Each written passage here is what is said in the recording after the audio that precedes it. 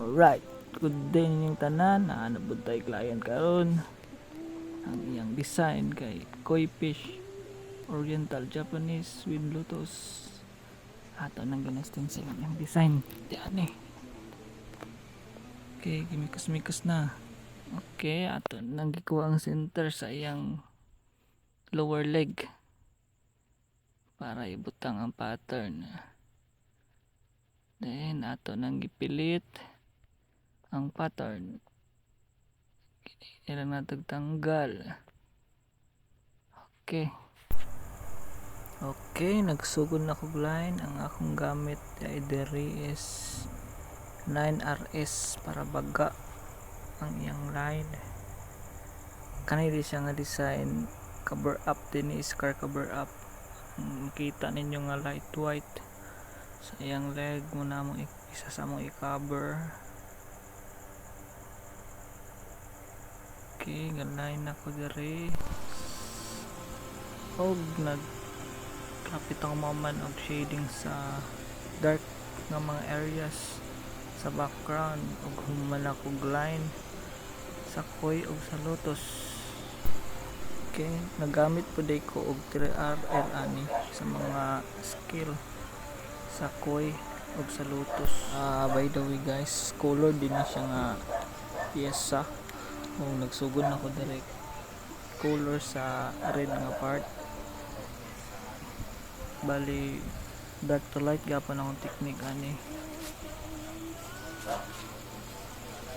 Kani siya dark na portion ni siya sa red. Okay, kung gamit diya kay 9RS lang gihapon para masudlan ako mga gagmay nga detail.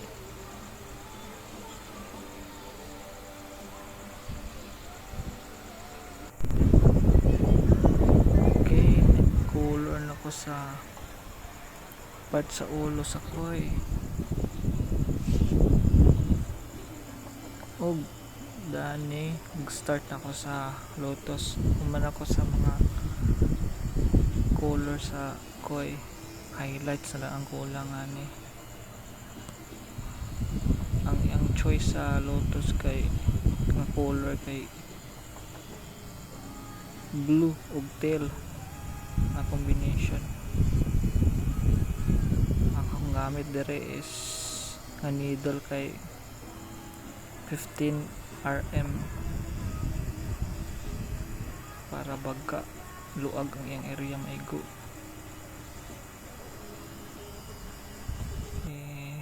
Kani siya nga blue mixing ra ni. Okay, humanapog ko sa tail highlights na lang kulang yapon. Pit na naman og dani nagsugod na og highlights. Dari ko nag-start sa mga kiss ako'y kaning ang mga negative space. Ako ni siyang gabutangan og highlights para siga hindi siya tanawon. Kaning nga needle akong gamit kay 9RS lang gihapon.